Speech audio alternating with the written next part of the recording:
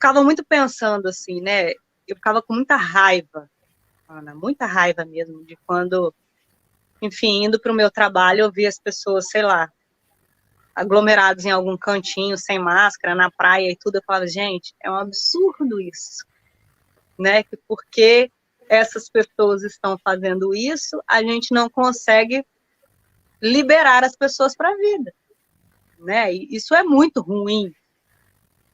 E aí eu falei, não, pera lá, vamos tentar entender essa história aí, né? Por que a pessoa está se negando a usar máscara, hostiliza outras pessoas que usam máscara. E aí, assim, primeiro ponto, eu acho que é pegar isso que o Luiz falou, né? A gente tem um governante que nos representa, que diz para a gente que isso é uma besteira. A gente tem uma massa que o elegeu, que concorda, né, com as... Então, assim, esse já é um primeiro ponto, que é bem complicado. Mas, falando da parte emocional, que é o que nos cabe aqui, eu tentei excluir esse ponto da minha cabeça para tentar trabalhar a minha raiva, né? E aí eu comecei a pensar nos mecanismos de defesa psíquicos que a gente tem, né? Porque, às vezes, Ana, a gente negar uma situação é uma maneira de se defender emocionalmente, sabe? É muito mais fácil, às vezes, eu achar que isso é besteira, que quem morre é o outro, que foi descuidado, né? Que é só uma gripezinha e que a máscara não vai ter necessidade, do que eu realmente encarar esse problemão de frente e entrar em contato direto com a minha finitude, com o fato de, ei, pera lá, pode ser que eu morra também. Eu sou ser humano, eu também tenho fim. Né? Então, se eu pegar isso, pode ser que eu morra. Então, psiquicamente, às vezes a gente se defende negando uma situação, por mais maluco que isso possa parecer. Então, hoje eu brinco, assim, quando eu vejo as pessoas, assim, sem máscara e tudo, o que eu posso fazer por elas? Assim, um minuto de silêncio, né? De pensar que talvez ali esteja uma pessoa que está em sofrimento psíquico também, que ela não está dando conta de encarar essa realidade a ponto de ter que fingir que isso não existe. Que é uma forma de delirar aí na situação e criar um mundo paralelo, né? Que, assim, os surtos e tudo também são uma saída de saúde mental, né? Que essa realidade está tão aversiva que eu surto, rompo com essa realidade e crio uma outra paralela para mim, né? E é meio isso, assim, né? Por mais louco que possa parecer. Porque eu, como professora de direito, eu escuto muitos alunos falando assim, professora, me obrigar a usar máscara, me obrigar a ficar lockdown, é tirar a minha liberdade. Né? Eu ouço, tenho ouvido muitas pessoas falando sobre liberdade. E aí, uma coisa que eu sempre falo para mim, a gente nunca foi livre em sociedade. Não existe liberdade absoluta em sociedade.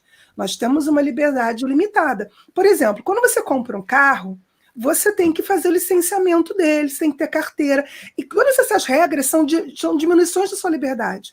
Quando você vai atravessar uma rua, tem um sinal que diz para você quando você vai fazer isso. Isso também é um cerceamento da sua liberdade. Dentro da sociedade, você tem uma série de mecanismos de repressão que controlam você o tempo inteiro. O direito, ele é muito castrador. E a sociedade faz isso com a gente o tempo inteiro. E às vezes eu fico me perguntando, será que é um mecanismo de rebeldia, sei lá, de questionamento? Porque eu sou muito isso. E os argumentos que eu escuto é muito com relação a essas questões de liberdade. Eu falo, mas você não briga com o sinal de trânsito, você briga com a máscara. Você concorda que é preciso que existam sinais para que as pessoas saibam quando pode um passar e o outro passar e nós possamos ter segurança, não concorda? Porque se a gente deixar todo mundo andando, vai acontecer acidente e alguém vai morrer. Então, o sinal, ele diz para você que esses minutos você vai ficar parado e que aquele outro vai andar. Isso é uma diminuição da sua liberdade. Por que o sinal pode fazer isso no trânsito e a máscara não pode fazer isso no seu dia a dia durante alguns meses, alguns momentos da sua vida? Porque você não tem que usar máscara da hora que acorda, da hora que dorme. É quando você está na rua. E aí, eles não sabem me explicar, só sabem liberdade. E aí, por isso, às vezes, eu fico pensando que é alguma coisa, sei lá, alguma questão emocional, sei lá, com relação a esse sentimento de ser livre e de que ninguém manda na minha vida. E eu sou, talvez seja a ideia do controle, né? Porque vem uma coisa, que é o Covid, que tira o controle de todo mundo, de tudo. E aí, na hora que ele diz se ele usa máscara ou não, ele está no controle. Eu acho que talvez possa ser um mecanismo de controle em que a pessoa diga, olha, eu estou no controle da minha vida, eu uso máscara se eu quiser. Que eu escuto muitos nossos pacientes falam muito isso. Eu falo o que eu quiser, eu faço o que eu quiser, eu sou livre, eu estou no controle. Eu não vou permitir que uma coisa externa me controle. Eu sou mais. E aí eu já acho que é uma doideira psicológica, entendeu? Justo, né? Então, assim, além dessa questão do mecanismo de defesa, o Luiz me ajuda aí, acho que conversa um pouco com isso que você está falando aí do controle, quando a gente pensa assim, tá, vamos pensar das doenças que a gente tem. Uma DST, por exemplo, você sabe que se você não entrar em contato sexual com alguém que esteja contaminado, você se protege, ou se você usar os preservativos necessários, você se protege, ou se você não fizer transfusão de sangue, você está protegido, ok? Então, você evita atravessar o sinal. Se você for mais rápido, se você for veloz, de repente você consegue desviar do carro, você tem um certo controle. Me conta como é que você vai ficar sem respirar. Não é possível. Né? A gente não tem absoluto controle sobre isso. Primeiro, porque a gente não fica sem respirar. Não é possível, né? E segundo, que é algo que a gente não tem a dimensão, que você não está vendo. Se você for entrar na paranoia, eu, nesse exato momento que estou num lugar aberto, eu posso estar aqui me contaminando e eu não sei que eu estou sem máscara porque eu estou numa live. Né? Então, é assim, vai que meu vizinho aqui espirrou, passou um vento e veio, e é isso. Eu não tenho como não respirar, eu não tenho controle absoluto sobre isso.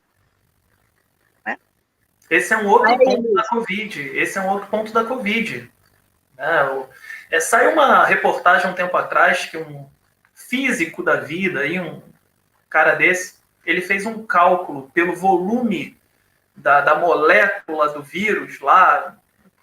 E ele fez um cálculo do seguinte: todo vírus que está circulando no mundo inteiro, se a gente pudesse concentrar num único lugar, ele preencheria o espaço de uma latinha de refrigerante. Então, olha que viagem. O cara calculou e pegou, toda a carga viral que está circulando no mundo, se a gente fosse concentrar, qual seria o espaço ocupado por esse vírus? Uma latinha de refrigerante. Então, é uma coisa invisível que a gente não tem o menor controle, tira a gente dessa ilusão. É muito, muito interessante isso, porque todos nós temos essa perspectiva de controle. A gente lida com isso o tempo todo. Apesar da gente não ser psicanalista, né, Natália, tem aquela coisa da neurose, né, daquele quadro neurótico que Freud vai falar, né, que boa parte das pessoas estão dentro desse quadro neurótico, e o neurótico tem muito isso com controle. Nós temos muito isso, em maior ou menor grau.